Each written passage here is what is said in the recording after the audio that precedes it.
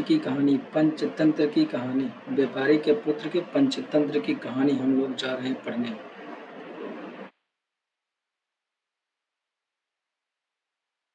इसी नगर में सागर दत्त नाम का एक व्यापारी रहता था। उसके लड़के ने एक बार 100 रुपए में बिकने वाली एक पुस्तक खरीदी। उस पुस्तक में केवल एक श्लोक लिखा था, जो वस्तु जिसको मिलने वाली होती है वह उसे अवश्य मिलती है। उस वस्तु की प्राप्ति को विधाता भी नहीं रोक सकता। अतएव मैं किसी वस्तु के विनष्ट हो जाने पर न दुखी होता हूँ, न किसी वस्तु के अनायास मिल जाने पर आश्चर्य ही करता हूँ, क्योंकि जो वस्तु दूसरों को मिलने वाली होगी वह हमें नहीं मिल सकती, और जो हमें मिलने वाली है वह दूसरों को नहीं मिल सकती। उस पुस्तक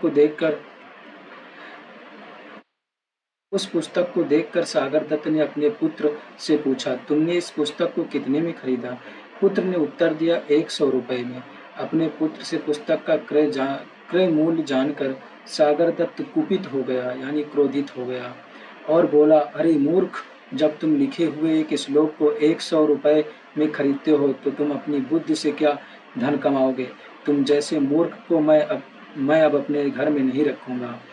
सागर दत्त का पुत्र अपमानित होकर घर से निकल पड़ा। वह एक नगर में पहुंचा। लोग जब उसका नाम पूछते तो वह अपना नाम प्रातव्य अर्थ ही बतलाता था। इस प्रकार वह प्रातव्य अर्थ के नाम से पहचाना जाने लगा। कुछ दिनों बाद नगर में एक उत्सव मनाया गया। नगर की राजकुमारी चंद्रावती अपनी सहेली के साथ उत्सव की शोभा देखने निकली। इस प्रकार जब वह नगर का भ्रमण कर रही थी तो किसी देश का राजकुमार उसकी दृष्टि में आ गया। वह उस पर मुग्ध हो गई और अपनी सहेली से बोली, सखी, जिस प्रकार भी हो सके इस राजकुमार से मेरा समागम कराने का प्रयास करो। राजकुमारी की सहेली तत्काल उस राजकुमार के पास पहुंची और उससे बोली, मुझे राजकुमारी चंद्रावती ने आपके पास भेजा है। उनका कहना है कि आपको देखकर उनकी दशा बहुत शोचनीय हो गई है। आप तुरंत उनके पास न गए तो मरने की अतिरिक्त उनके लिए अन्य कोई मार्ग नहीं रह जाएगा। इस पर उस राजपुत्र ने कहा, यदि ऐसा है तो बताओ कि मैं उनके पास किस समय और किस प्रकार पहुंच सकता हूँ। राजकुमारी की सहेली बोली, रात्रि के समय उसके शयन कक्ष में चमड़े की एक मजबूत रस्सी लटकी हुई मिलेगी।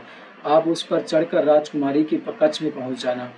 इतना बताकर राजकुमारी की सहेली तो वापस लौट गई और राजकुमार रात्रि के आगमन की प्रतीक्षा करने लगा। किंतु रात हो जाने पर कुछ सोचकर उस राजपुत्र ने राजकुमारी के कक्ष में जाना एकाएक स्थगित कर दिया। संयोग की बात है कि व्यापारी पुत्र प्रातः अर्थ उधर से ही निकल रहा था। उसने रस्सी लटकी देखी तो वह उस पर चढ़कर राजकुमारी के कक्ष में पहुंच गया। राजपुत्री ने भी उसको राजकुमार समझकर उसका खूब स्वागत सत्कार किया, उसको स्वादिष्ट भोजन खिलाया और अपनी सैया पर उसे लिटाकर स्वयं भी लेट गई। व्यापारी पुत्र के स्पर्श से रोमांचित होकर उस राजकुमारी ने कहा, मैं आपके दर्शन मात्र से ही अनुरक्त होकर आपको अपना हृदय दे बैठी हूँ। अब आपको छोड़कर किसी और को पति रूप में वर्णन नहीं करूंगी। व्यापारी पुत्र कुछ नहीं बोला, वह शांत पड़ा रहा। इस पर राजकुमारी ने कहा, आप मुझसे बोल क्यों नहीं रहे हैं? क्या बात है? तब व्यापारी पुत्र बोला, मनुष्य प्राप्तक वस्तु को प्राप्त कर ही लेता है। यह सुनकर राजपुत्री को संदेह हो गया। उसने तत्काल उसे अपनी शयन कक्ष से बाहर भगा दिया। व्यापारी पुत्र वहां से निकलकर एक जीर्ण शीर्ण मंदिर में विश्राम करने चला गया। संयोग की बात है कि नगर रक्षक अपनी प्रेमिका से मिलने उसी मंदिर में आया हुआ था। उसे देखकर उसने पूछा, आप कौन हैं? व्यापारी पुत्र बोला, मनुष्य अपने प्रातः अर्थ को ही प्राप्त करता है। नगर रक्षक बोला, यह तो निर्जन स्थान है, आप मेरे स्थान पर जाकर सो जाइए। व्यापारी पुत्र ने उसकी इस बात को स्वीकार तो कर लिया, किंतु अर्ध निर्दित होने के कारण भूल से वह उस स्थान पर न जाकर किसी अन्य स्थान पर जा पहुंचा। उस नगर रक्षक की कन्या विनयवती भी किसी पुरुष के प्रेम में फंसी हुई थी।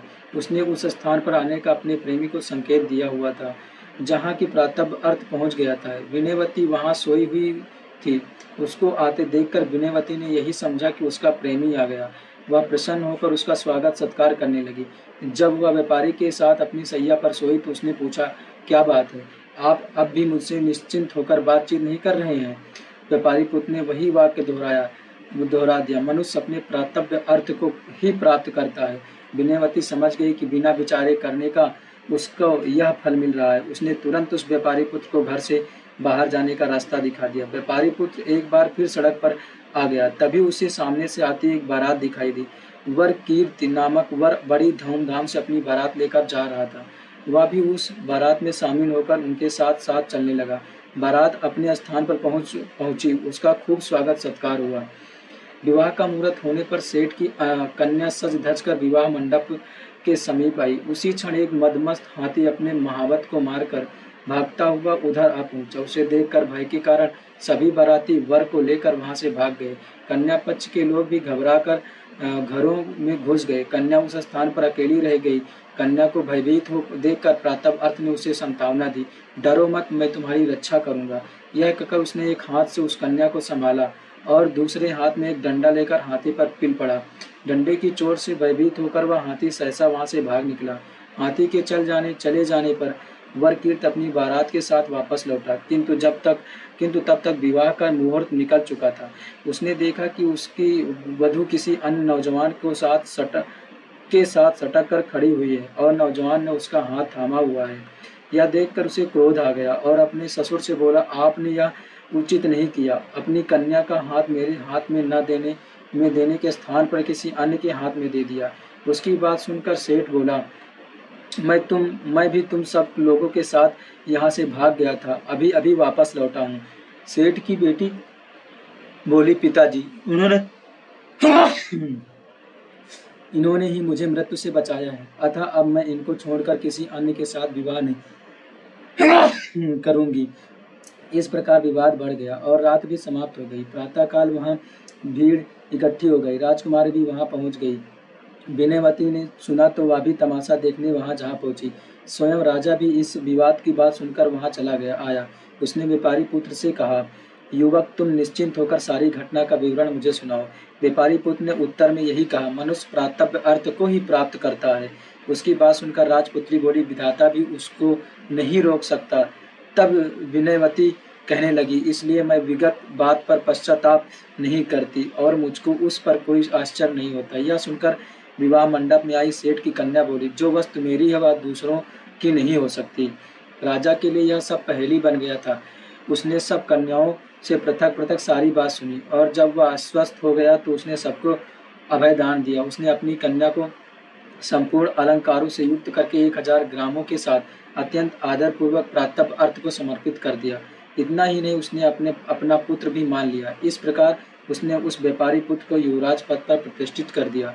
नगर रक्षक ने भी उसी प्रकार अपनी कन्या विनयवती उस व्यापारी पुत्र को सौंप दी। तीनों कन्याओं से विवाह कर व्यापारी पुत्र आनंद पूर्वक राजमहल में रहने लगा। बाद में उसने अपने समस्त परिवार को भी वहां बुला लिया। सीख क्या मिलती है इससे कि दाने दाने पर लिखा है खाने वाले का नाम। जय श्री